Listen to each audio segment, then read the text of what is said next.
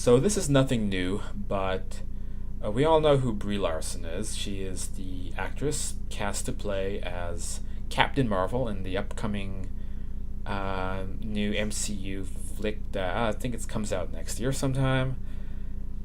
There isn't really any reason to be too optimistic about this movie at this point, except that it's co-starring Jude Law, and Jude Law is pretty much great in everything he's in, so we can feel good about that. Brie Larson, nonetheless, is somebody who kind of represents the worst of the Hollywood leftist sort of feminist ideologies. And this came to light about little less than a year ago when we had the TSA incident, right?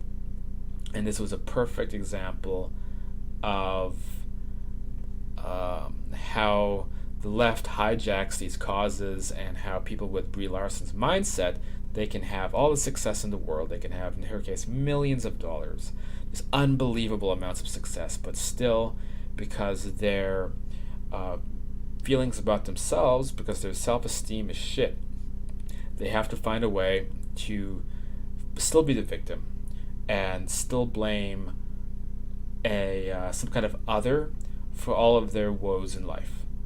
And Brie Larson succeeded in infuriating all rational people on the internet back in October 2007 when she put it down as a feminist cause the tragedy of an airline employee whom she smiled at, and he asked for her phone number, and then she basically defamed this guy and blew this whole incident up just by saying to live life as a woman is to live life on the defense. And this was just an excellent example of just a rampant entitlement that people with her mindset have. Give her everything, give her the world, give her millions of dollars, give her her own Marvel Universe film. It doesn't matter because she's still going to find a way to be the victim.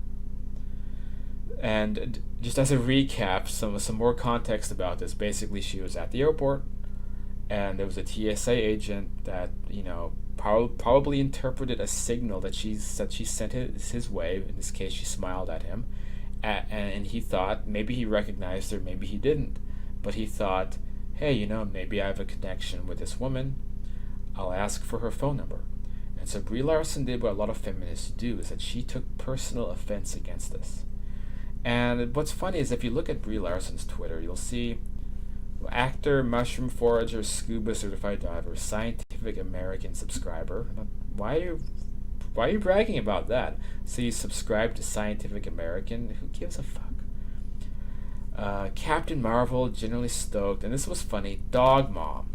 Well, I don't know if Brie Larson has real kids or if she's married. I don't know anything about her personal life, but I will tell you that this is so common with this new wave of feminists, is that they decide that all men are evil and the natural male attraction to the opposite sex is something to be disavowed, and then they replace that hole in their lives by getting animals, by getting dogs, by getting cats.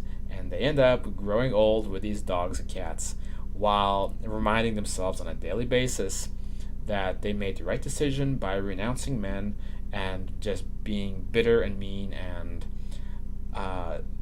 going into this kind of regressive bubble and having all your friends and all the media support you and say, you go girl, and never taking any introspective time to see how your choices have alienated people and have prevented any kind of meaningful romantic long-term relationships, and have prevented actually bearing children and prevented the continuance of a family.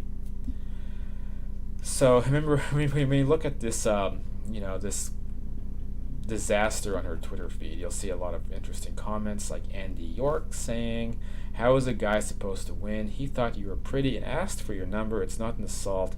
Just politely say no and move on, with 3,000 likes. Brie Larson, what you're saying is I was asking for it. A phrase that has disregarded females' experience for the whole time.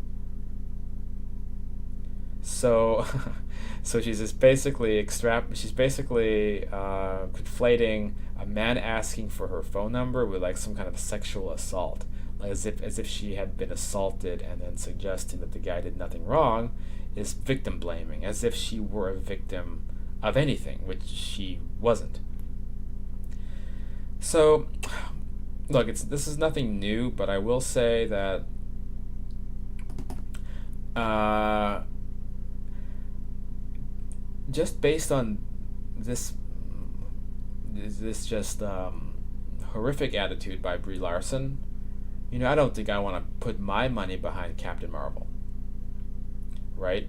If somebody else does, that's fine. But with me personally, when the lead actress just has no empathy, why do I want to support her financially by watching the film? It just no. One last thing, have we seen what this lady looks like? She's the most non-charismatic actress I've ever seen. Okay, she has one expression that's somewhere between like pissed off and sad, and basically she looks like the lady in line at the customer service desk to return a toaster, and you see the poor customer service rep like just loathing having to deal with her because he took one look at her face and was like, oh god, what am I gonna have to put up with here? So that's it. Just want to get that off my chest. So yeah, see Captain Marvel if you want, if you're into that, but I'm not gonna watch it because again, I don't want to support this lady. She is pretty much representative of everything that I dislike about the Hollywood leftism.